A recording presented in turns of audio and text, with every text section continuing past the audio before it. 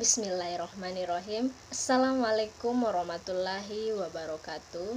Saya Susail Mestaria JL dan teman saya Anissa Nurul Huda akan menjelaskan tentang ilmu tajwid. Di sini saya akan menjelaskan tentang A. Pengertian ilmu tajwid dan B. Hukum mempelajari ilmu tajwid. Saya mulai. A. Pengertian ilmu tajwid. Tajwid secara bahasa adalah masdar dari jawada yujawidu, yang artinya membaguskan. Sedangkan secara istilah, Imam Ibnul Jazari menjelaskan, tajwid adalah membaca dengan membaguskan pelafalnya yang terhindar dari kesalahan pelafal dan kesalahan maknanya, serta membaca dengan maksimal tingkat kebenarannya dan kebagusannya. Beliau juga menjelaskan hakikat dari ilmu tajwid.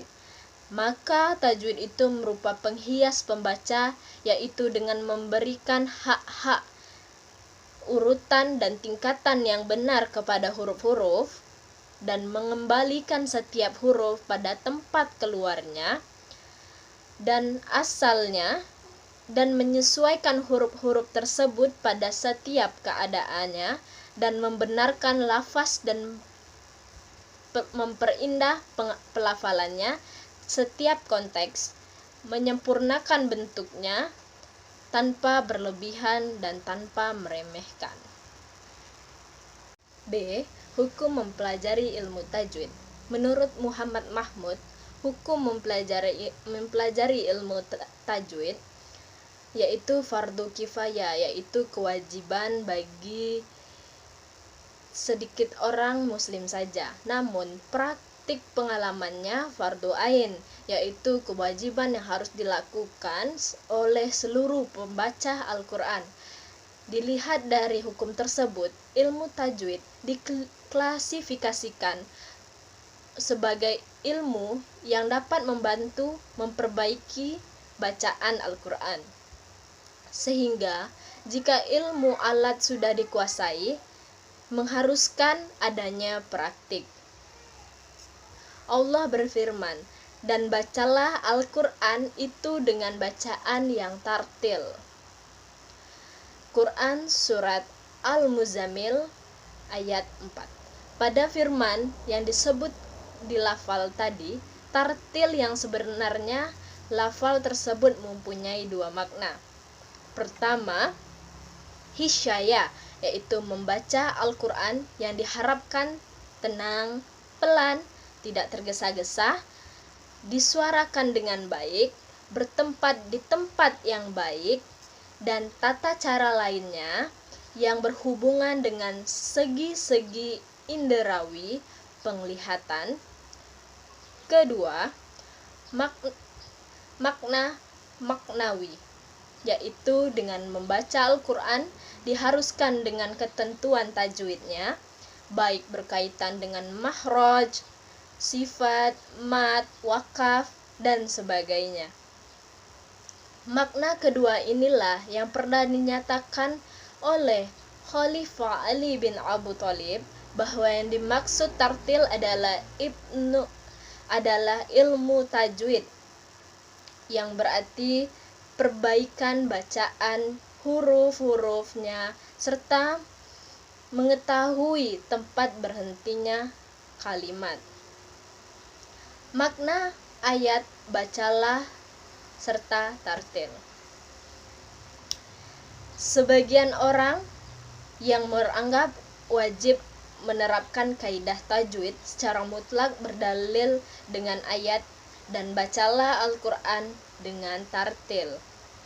Tartil di sini dimaknai dengan hukum-hukum tajwid. Kita simak penjelasan para ulama tafsir mengenai ayat ini. Imam Ibnu Katsir menjelaskan, dengan pelan-pelan karena itu bisa membantu untuk memahami dan mentadaburinya. Imam At-Tabari juga menjelaskan, dan firman-Nya Dan bacalah Al-Quran dengan tartil. Maksudnya Allah Azza wa Jalla mengatakan penjelasan jika engkau membaca Al-Quran dan bacalah dengan tarasul, pelan-pelan dan hati-hati. As-Sa'adi menjelaskan, dan bacalah Al-Quran dengan tartil, karena membaca dengan tartil itu adalah membaca yang disertai tadabur dan tafakur. Hati bisa tergerak karena membaca, menghamba dengan ayat-ayatnya, dan tercipta kewaspadaan dan kesiapan diri yang sempurna kepadanya.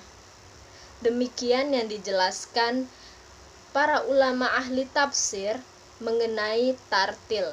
Maka kurang tepat jika ayat ini dijadikan dalil untuk mewajibkan untuk membaca Al-Quran dengan kaidah-kaidah tajwid secara mutlak. Assalamualaikum warahmatullahi wabarakatuh. Baiklah, perkenalkan nama saya Anissa Nurul Huda dengan nomor induk mahasiswa 2011210007. Baiklah, saya di sini akan menyampaikan bagian C, yaitu pokok-pokok bahasan ilmu tajwid. Secara garis besar, pokok bahasan ilmu tajwid atau ruang lingkup pembelajaran ilmu tajwid dapat dibagi menjadi dua, yaitu A. Hak al-huruf, yaitu segala sesuatu yang lazim yang harus ada pada setiap huruf. Huruf ini meliputi sifat-sifat dan tempat-tempat keluarnya huruf. Apabila hak huruf ditiadakan, maka semua suara dan bunyi yang diucapkan tidak mungkin mengandung makna karena bunyinya menjadi tidak jelas. B. Mustahak al-huruf.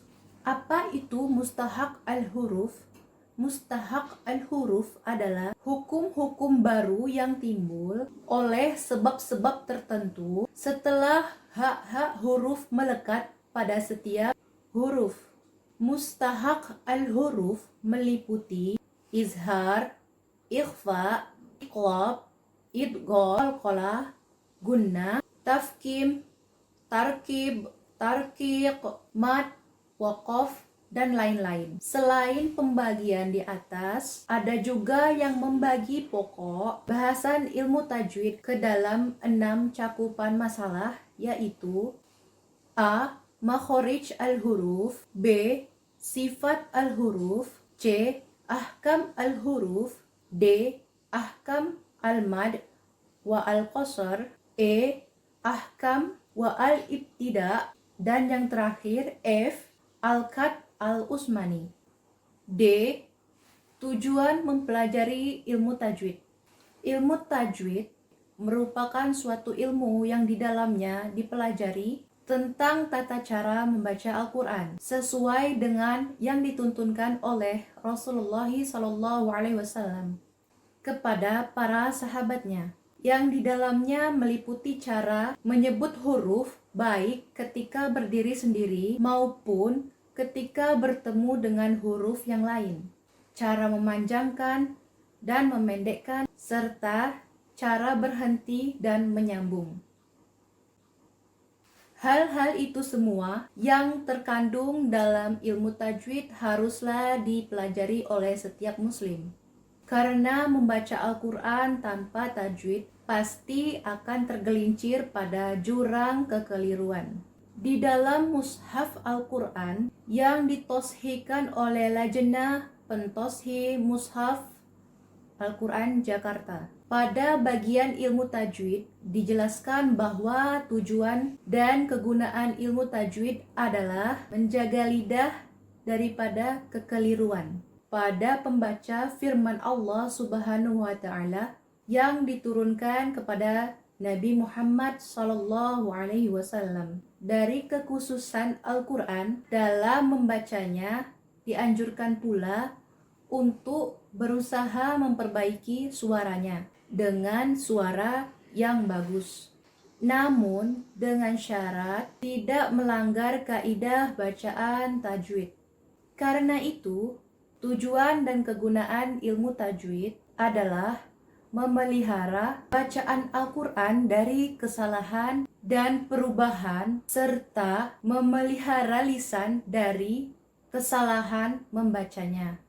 Maka di sini dapat disimpulkan bahwa tujuan dan kegunaan ilmu tajwid adalah agar supaya pembaca Al-Quran dapat membaca dengan baik dan benar, sesuai yang diajarkan oleh Rasulullah SAW. Sehingga pada gilirannya Al-Quran itu tetap terpelihara dari kesalahan, baik yang berakibat pada pengertian maupun kepada kaidah bahasa Arab itu sendiri.